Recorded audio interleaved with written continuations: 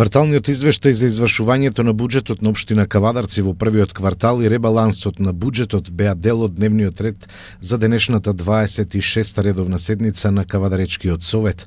Остварувањето на вкупните приходи по сите основи за периодот од 1 јануари до 31 март годинава е во износ од 244.195.000 денари во однос на планираните 1.168.596.000 денари или изразено во проценти 20,9%, додека реализацијата на вкупните расходи за истиот период е 229.789.000 денари или 19,66% од планираното. Што се однесува до измените во општинската каса, приходите и расходите се зголемуваат за износ од 69 милиони денари. Советниците од опозицијата имаа своји видувања во однос на кварталниот извештај. Анализата на овој квартален извештај го покажува следното. Кај даночните приходи имаме солидно остварување на планираните приходи, значи во проценти е 19,28%, значи на исто ниво како и просечниот процент на остварување на приходите, но кога би направиле анализа во структурата на даноците, кај приходи од данок на доход имаме над просечните остварување 31,41% и тоа е солидно остварување и очекувано заради тоа што има зголемување на платите во јавниот и во приватниот сектор и има изголемување на процентот на издвојување на средствата од на вкупниот износ на средства остварен по овој основ, значи што се префрлаат во локалните самоуправи, значи минатата година беше 3%, сега е 4%, а веќе наредната година е 6%, така да овие приходи ќе растат во самата структура на вкупните приходи во локалните самоуправи, па така и во нашата општина. Во делот на привремени вработувања имаме 30 милиони денари за привремени вработувања, а платите на вработените само во општинската администрација изнесуваат некаде на околу 78 милиони денари, значи кога ќе направиме споредба од соодносот само на овие две ставки со капитални расходи излегува 2:1. Ако ги ставиме и другите тековни трошоци кои што ги реализира општината, ќе видиме дека од аспект на од развојен аспект и од развојна компонента на буџетот сметам дека пред се најголем дел од финансиските средства ги трошиме за плати и за тековни трошоци, што не е добро. Ако навлеземе пак во делот на капиталните расходи, ја видиме суштината на капиталните расходи, која е таму во најголем дел се сведува се на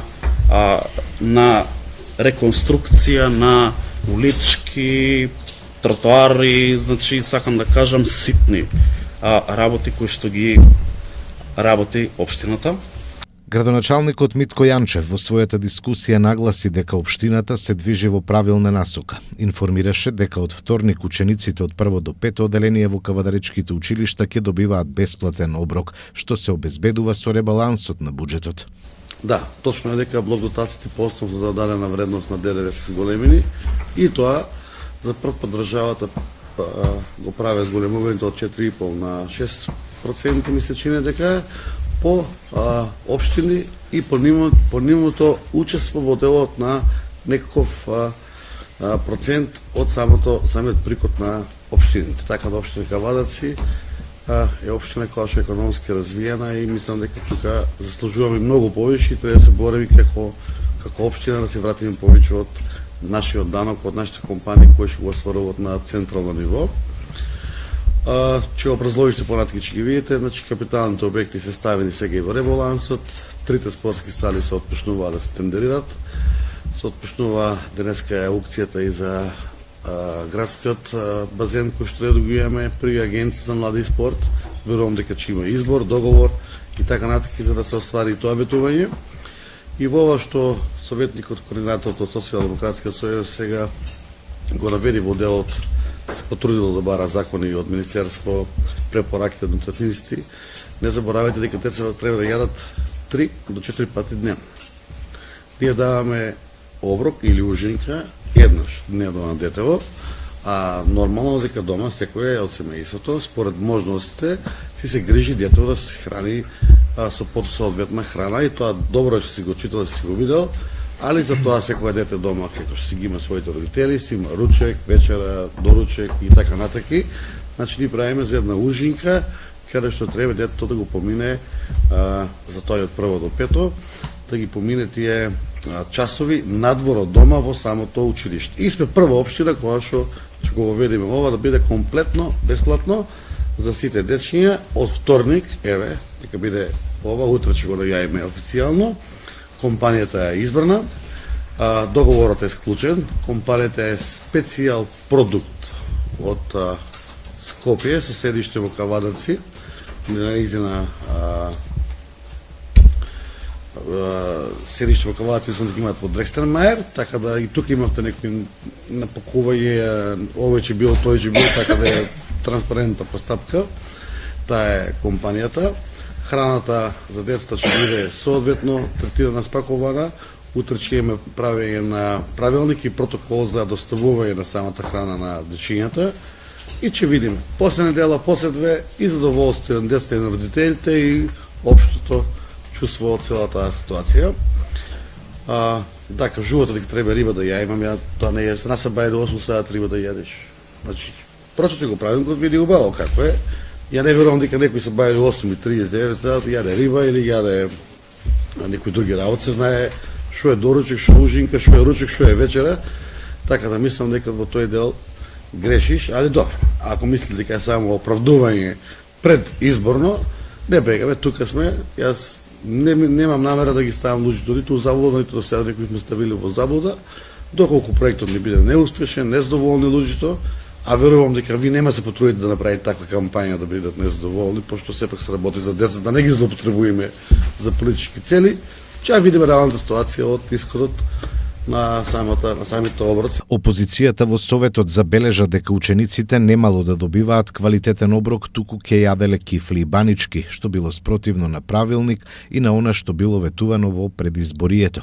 Советникот Павле Маневски нагласи дека правилникот за исхрана налагал 35% од дневните потреби на децата да се задоволуваат со појадок и прва ужина. На ваквите обвинувања реплицираше советникот Филип Тасев од ВМРО ДПМН, кој презентираше дел од менито, што како бесплатен оброк го добивале учениците во Росоман, каде градоначалникот е од редовите на СДСМ.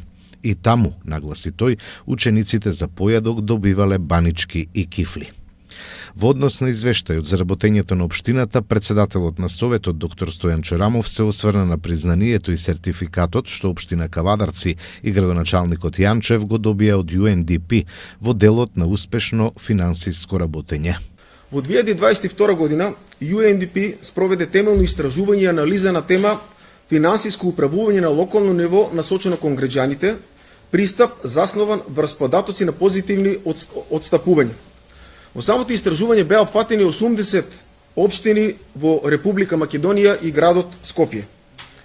Целта на самото истражување, кое беше направено од страна на UNDP, имаат за цел да се најдат позитивните примери за управување со финансиите на локално ниво, пред се насочена кон граѓаните и нивното учество. Анализата покажува позитивни примери во 10 општини, меѓу кои општина Кавадарци е една од најдобрите, кои имаат добро финансово работење, редовно сервисирање на превземените обврски, партиципативно буџетирање, родово сензитивно буџетирање, ниско задолжување, одлична комуникација со невладениот сектор и бизнис секторот и високо ниво на реализација во буџетот. Ова е за 2022 година. Значи, нашата општина беше идентификувана како едно од најдобрите општини кои се позитивен пример за финансиското работење по мерка на граѓаните. Ќе отчитам ова, ќе го цитирам.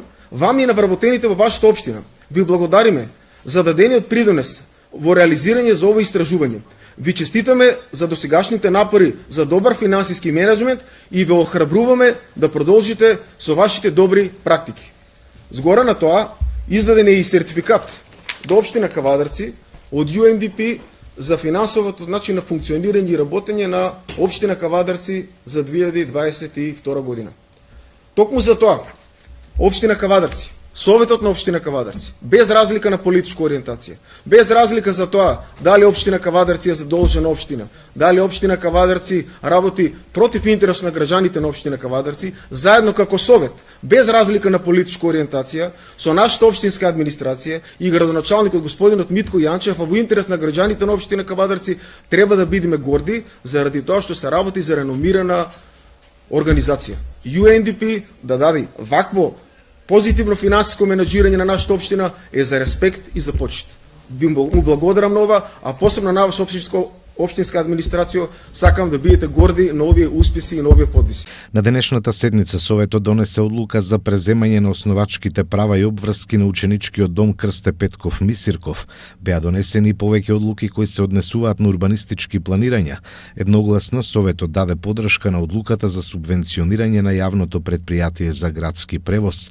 Од буџетот на општината за оваа година се планирани финансиски средства во износ од 160.000 денари кои ќе бидат наменети за покривање на трошоци за превоз на ранливи категории на лица за обавување лични општествени активности на територијата на општина Кавадарци преку субвенции на јавното претпријатие градски превоз.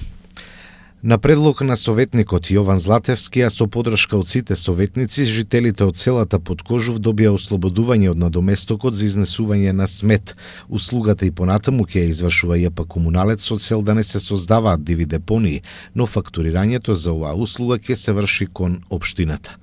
Поминаа годишните извештаи за животна средина и управување со отпад за 2023 година, годишните планови за вработување во гимназијата Добри Даскалов и средното општинско училиште Киро Спанџов Брко и измените на планот за вработување во општинското основно училиште Тоде Хаджитефов. Се донесоа измени на одлуката за утврдување на единечна цена на билет за градски превоз, се разгледаа и усвоија извештаите за изработка на споменбисти и подигање на спомен обележје за 12 младинци од Ваташа. Пред советниците на денешната седница се најдоа и годишните сметки на фудбалскиот и ракометниот клуб Тиквеш.